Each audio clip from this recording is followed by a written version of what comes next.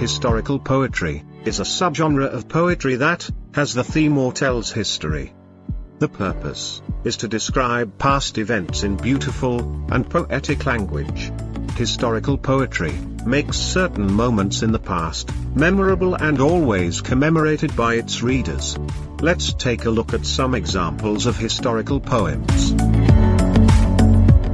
Ralph Waldo Emerson's Concord Hymn is a song or a poem about the first shot that was fired by the militiamen in Concord, Massachusetts, in 1775. The song expressively describes the volatile time in American history, when the Patriots fought the first battles against the British in the American Revolutionary War. This poem commemorates the patriots who sacrificed their lives in the Battle of Concord. By the rude bridge that arched the flood, their flag to April's breeze unfurled. Here once the embattled farmer stood, and fired the shot heard round the world. The poem describes the historical background to the great moment and its significance. The speaker tries to explain the bridge, where American farmers volunteered and fought the great historical war. He says that after the war has ended many years ago, the memory and those grave sacrifices are still remembered and adored. The patriots fought for freedom and left it for the future generations to adore. The next poem is Walt Whitman's O Captain, My Captain. This poem is an elegy which was written 1865 to commemorate the death of President Abraham Lincoln.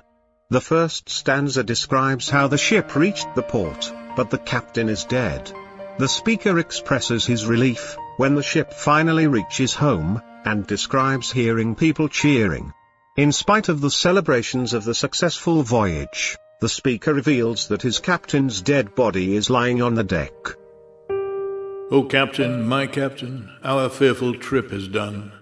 The ship has weathered every wrack, the prize we sought is won.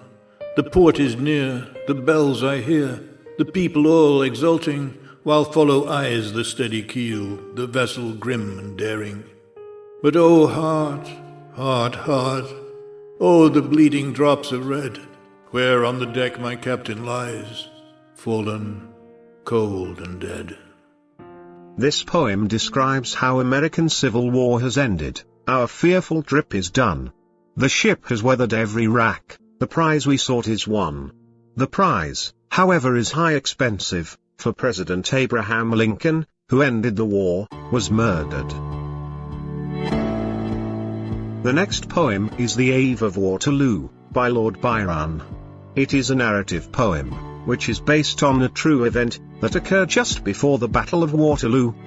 The battle, according to Tricia in BeamingNotes.com, took place in June 1815 in Waterloo, a village about 11 miles from Brussels, where the Duke of Wellington defeated his famous French rival, Napoleon. Napoleon was sent to exile and imprisonment. When Napoleon was advancing towards Brussels, the Duke of Wellington was with his officers attending a ball thrown by Charlotte, the Duchess of Richmond. The poem opens with a beautiful night in Brussels, before the battle. The sound of revelry echoed through the city's large ballroom. British officers and their ladies were dancing, following to the rhythm of the music. The ballroom was dazzling with its bright lights. Everyone was cheerful, as the music volume increased, and the dancing couple began to exchange expressions of love through their gaze. As the party continued like a wedding ceremony, they heard the sound of cannon fire, which was like the sound of church bells announcing burial. Through this poem, Byron wants to explain that, for whatever reason, war cannot be justified. War always started with the ambition of man, and ends in destruction on all sides. Thousands of people lost their lives and homes. Thousands of people lost their way.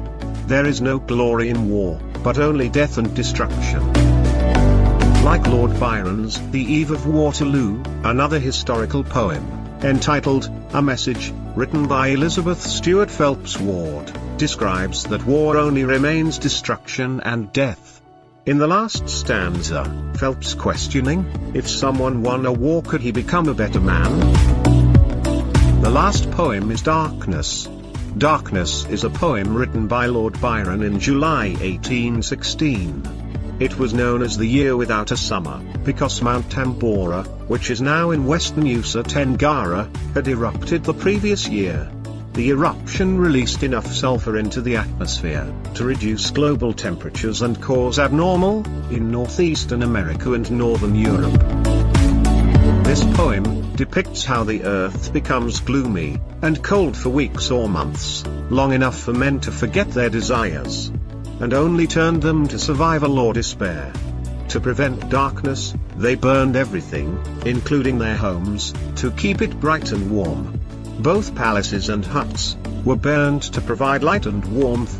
Around the campfire, the men are happy at first to see the other faces, but then they see the faces so desperate that they start crying, smile sarcastically, or fall into madness.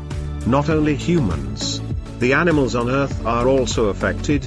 Birds fall from the sky, death helplessly on the ground, beasts become shy, and poisonous snakes lose their venomous spites. Animals become food for humans. People are no longer hunters, but a scavenger.